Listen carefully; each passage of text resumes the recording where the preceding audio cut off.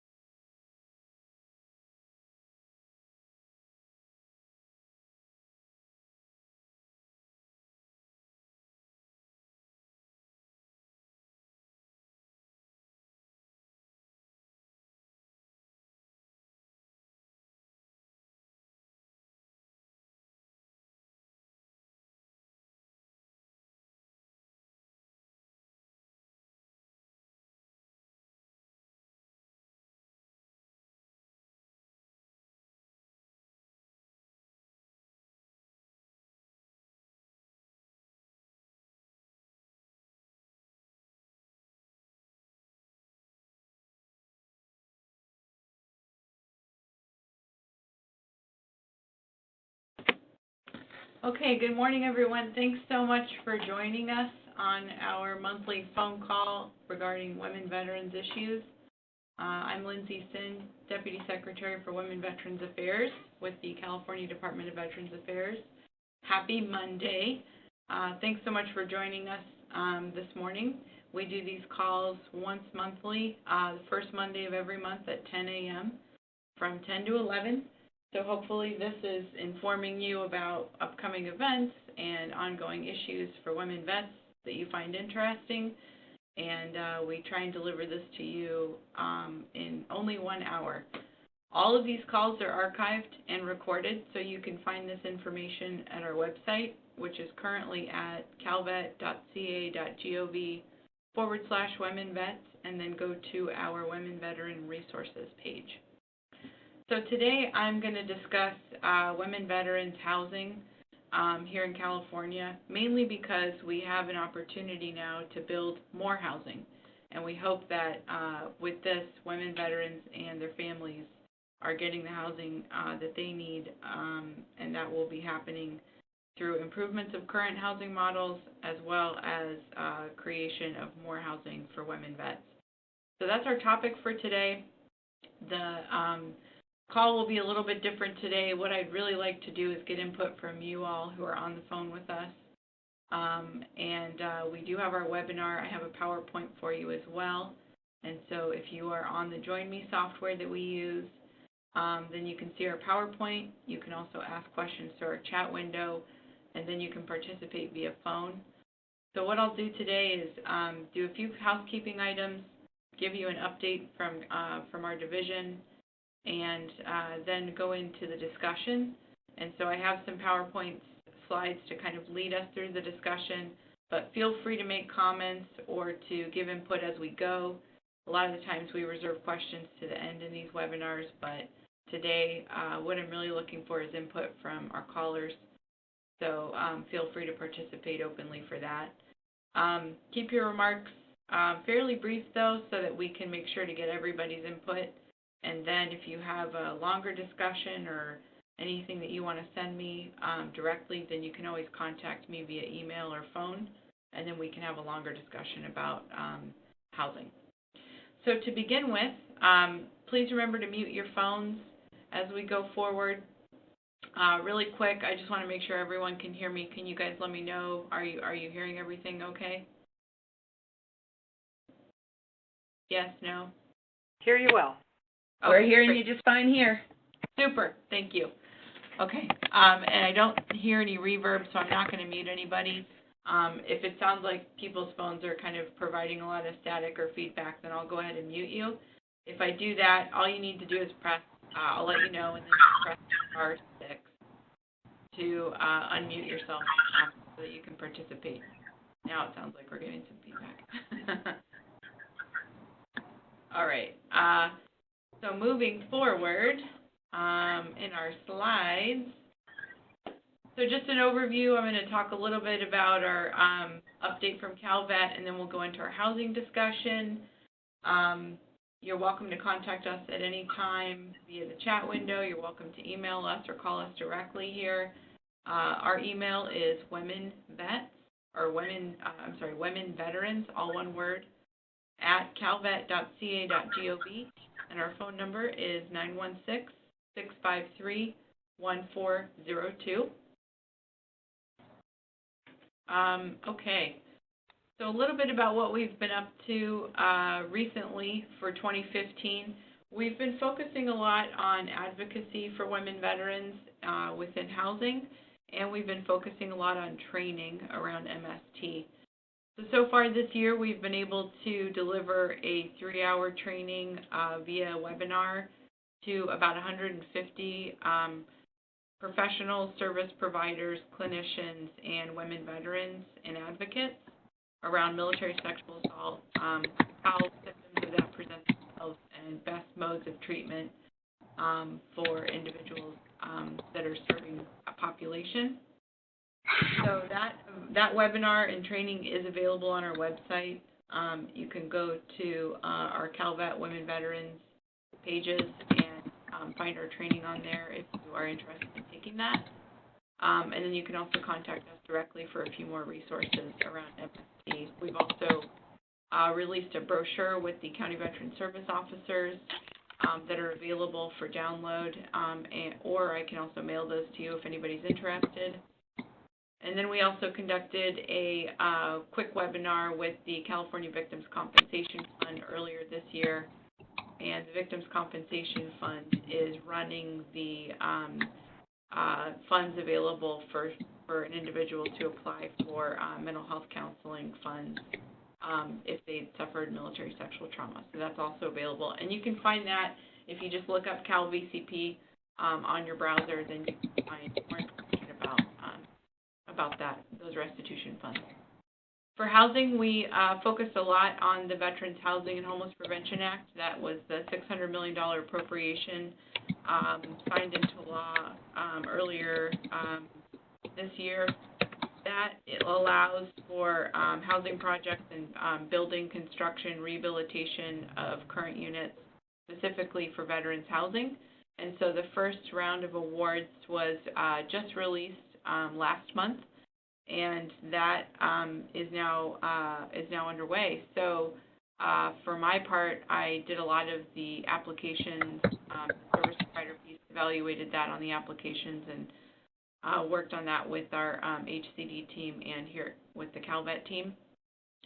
And I'm going to talk a little bit more about the first round of awards and give you some details about what that looks like, who was awarded, how much money went out, et cetera. And then we're also working on a healthcare project right now with the VA Northern California healthcare system. This is to get more information about the needs of women in rural areas who are using VA healthcare, who are not using VA healthcare. The intention is to improve healthcare delivery at the VA Northern California system to women veterans.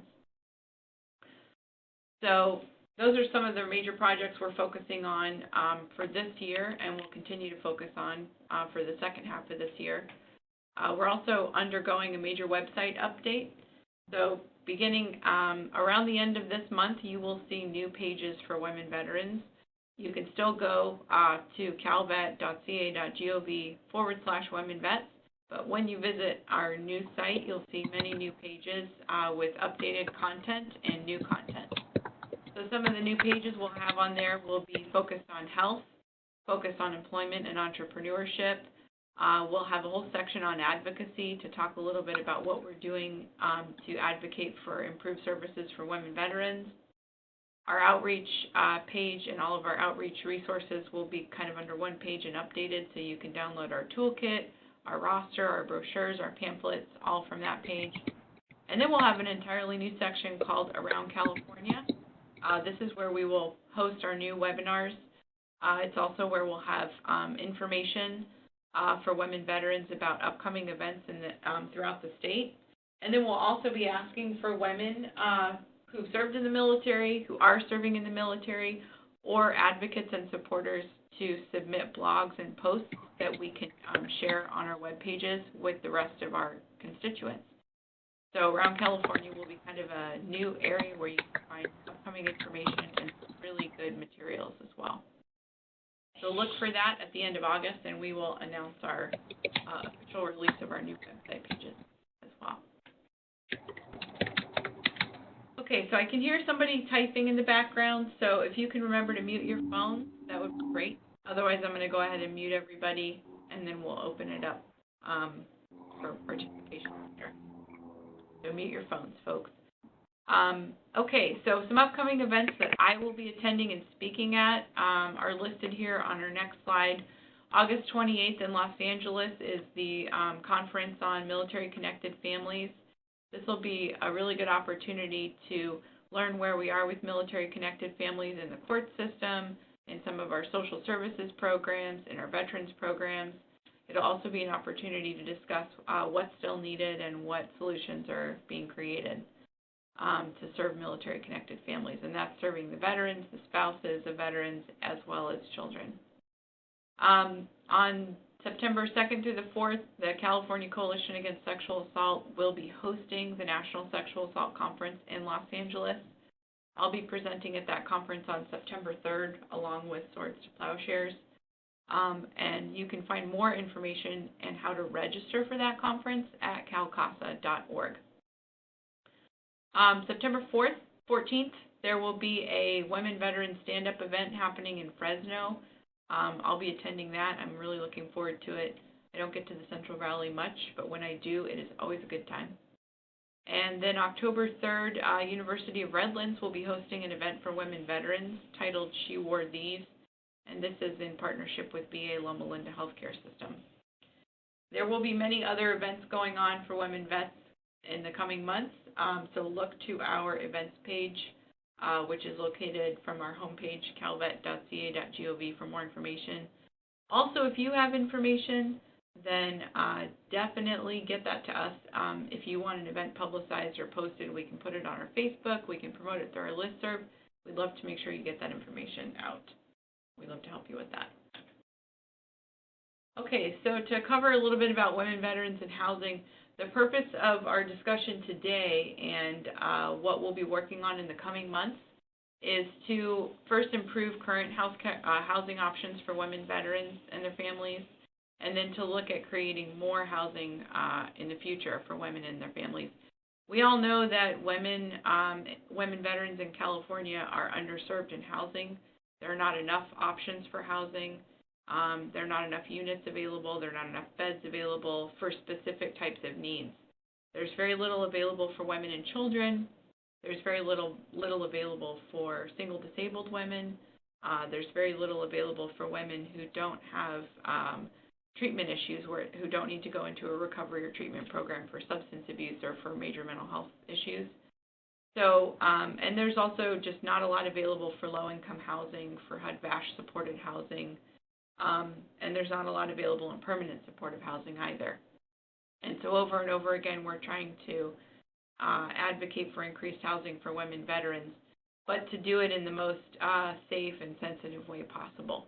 And I've spoken with many advocates and many women over the last year about the needs of women in housing, and it is clear over and over again that the type of housing that we need to be creating or advocating for needs to really support the unique needs that women veterans have, because our housing needs are very different than the housing needs of men.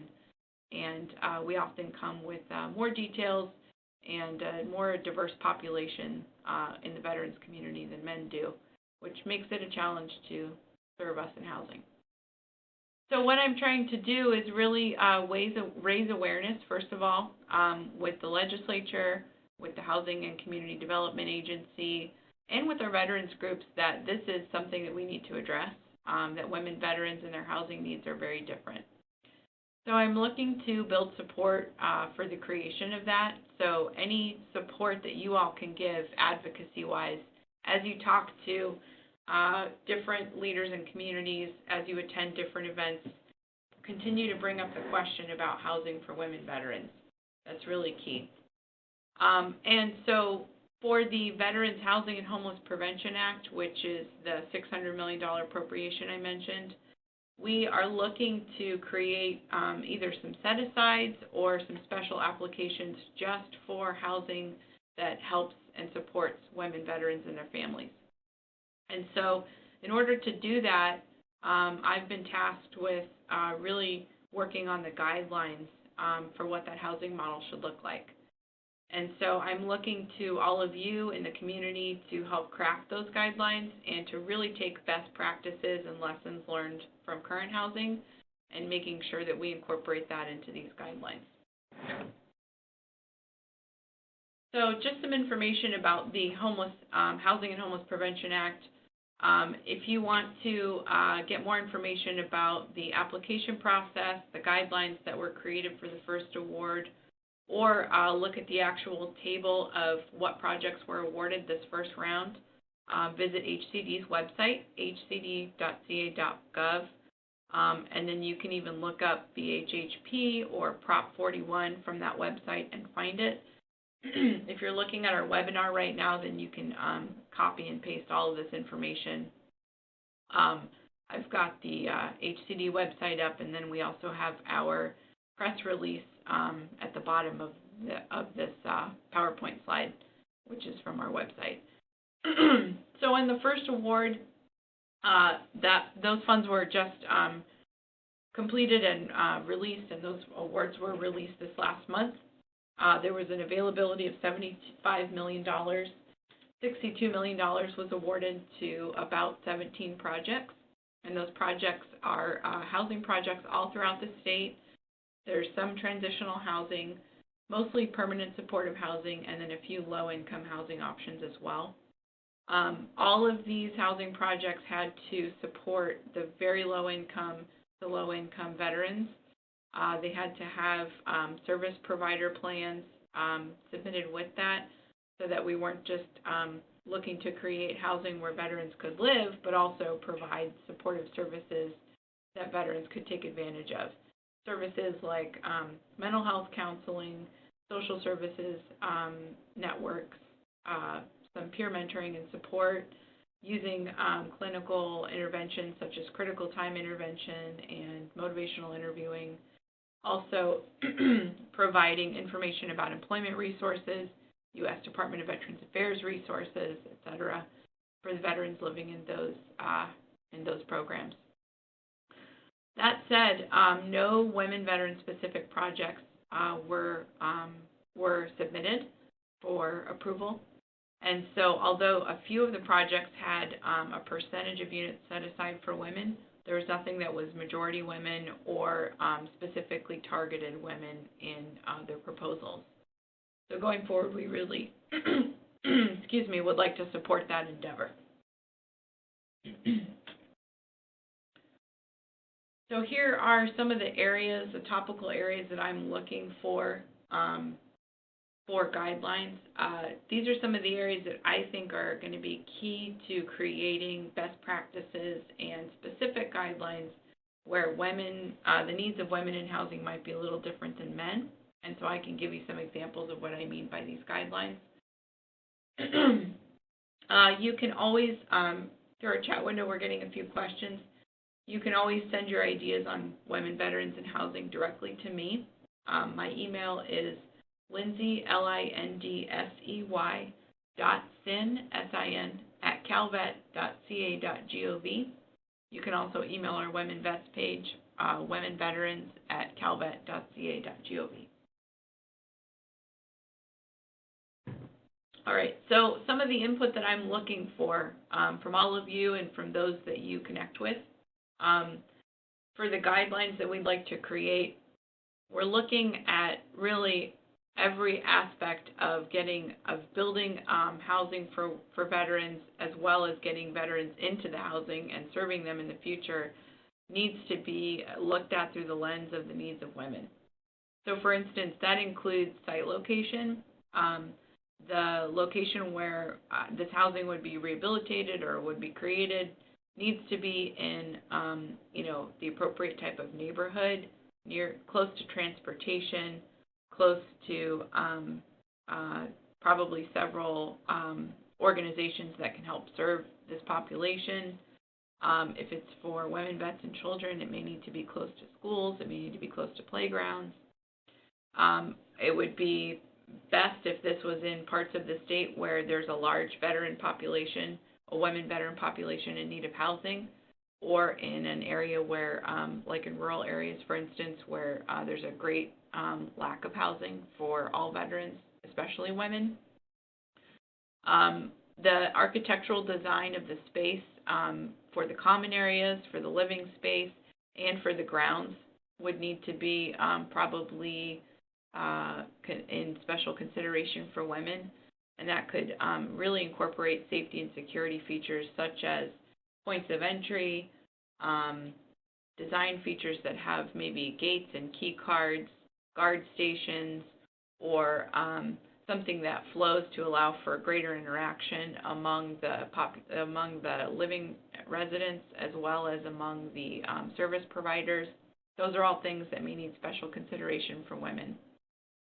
Property management companies that will be actually running the screening process for potential tenants need to conduct specific outreach to women in specific areas of the community.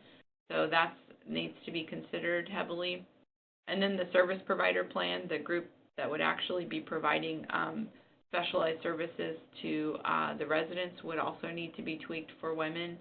So things like the cultural competency on working with the military, cultural competency on understanding women veterans, understanding the resources available to women veterans, having specific training in military sexual assault and trauma, understanding how to serve children. All of those things need to be considered in the service provider piece of this. And then we just need best practices. We need to know what housing models have worked, whether they're throughout the nation or here in California, and then what housing maybe has not worked or hasn't been implemented very well that could be improved. And so I'm hoping to get comments and ideas from all of you by the end of next week, so August 14th. That should give you plenty of time to kind of give your input on some of this. It looks like we are getting a few comments about, what kind of works and what doesn't. So I appreciate that very much. I'll go through those and kind of incorporate some of this into our information.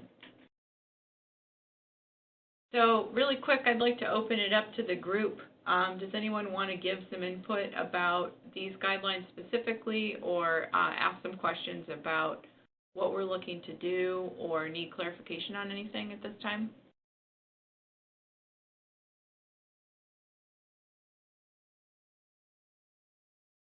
Okay.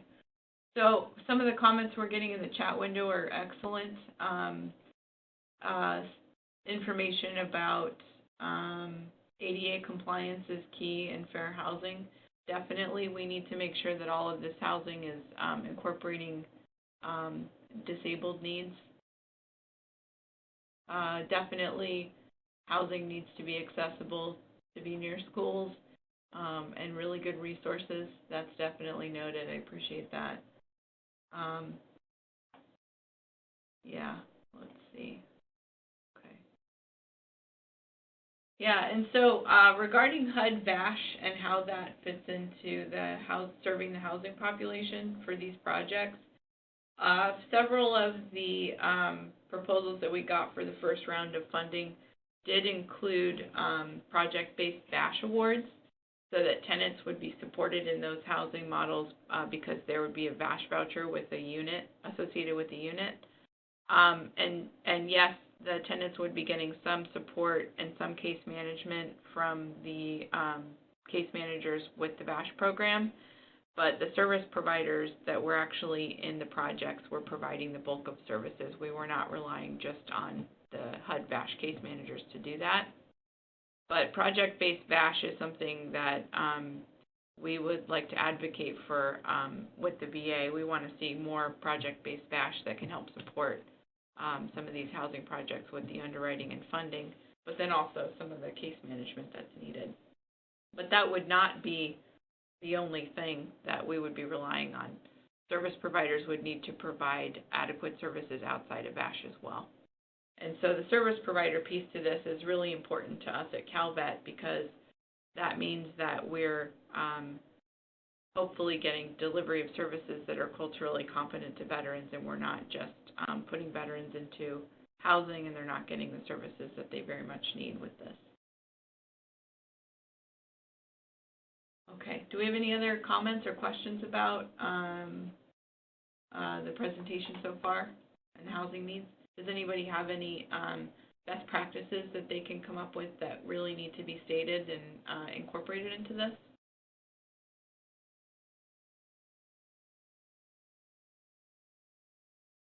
Not so much, huh? Okay.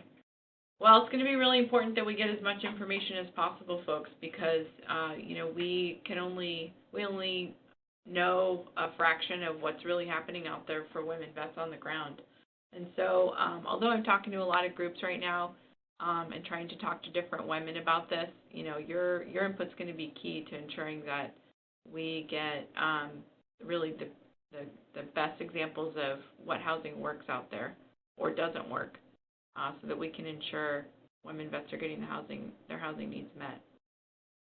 Some of the biggest feedback I'm hearing right now is that there's not enough housing for women with children, that a lot of the programs address mental health needs or substance abuse needs, but are not really good locations or housing models for women who don't have those issues, who really just need a place to land and need to get back on their feet.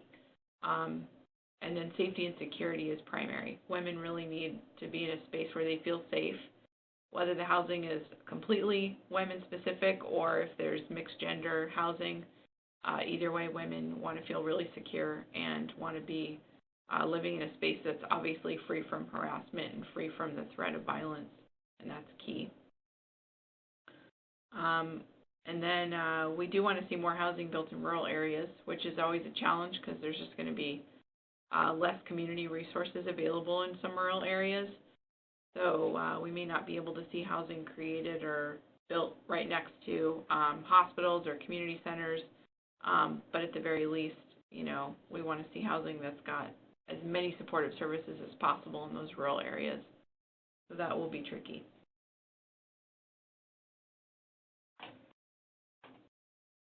So has anybody visited housing models for veterans that they felt were successful?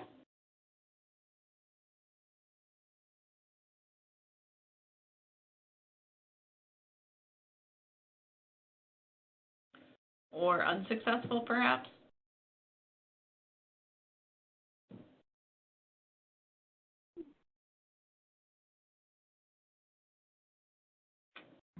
Yeah. All right. So we'll move on to housing resources. So if you're looking for resources for women veterans, or you're a woman veteran who needs to find housing resources in your area, you're always welcome to call us. We work through several resources to help you find that through our local interagency network coordinators throughout the state, as well as VA staff that we know out of all of the VA medical centers, and just different points of contact to help do as much connection to housing on the ground as possible. You can also look at our service provider database, which is available from calvet.ca.gov. You can also check out some national resources, such as the National Coalition for Homeless Veterans and U.S. Department of Veterans Affairs Homeless Program. And then I always recommend going to your local 211 organization, your local continuum of care, and your local Veterans Affairs medical facility. They have great resources on the ground there for what's available in housing and can get you connected with housing as well.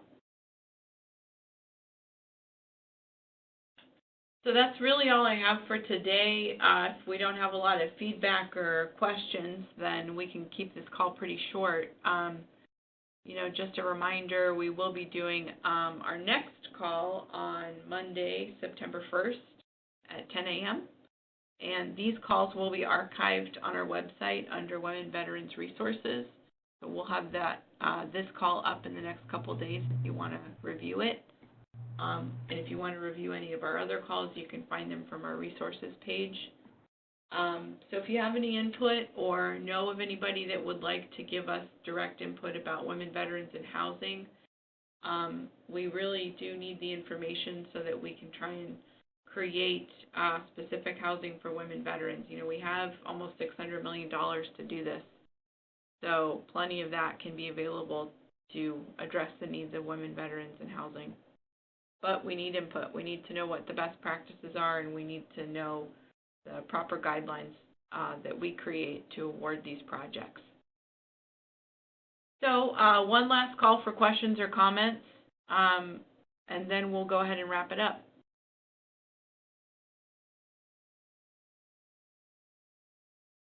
Great. Okay. So if that's all we have, thanks so much for joining us today, and we'll keep this short so you can get on with your Monday. And I look forward to getting input from all of you regarding housing for women vets. Thanks a lot, everybody.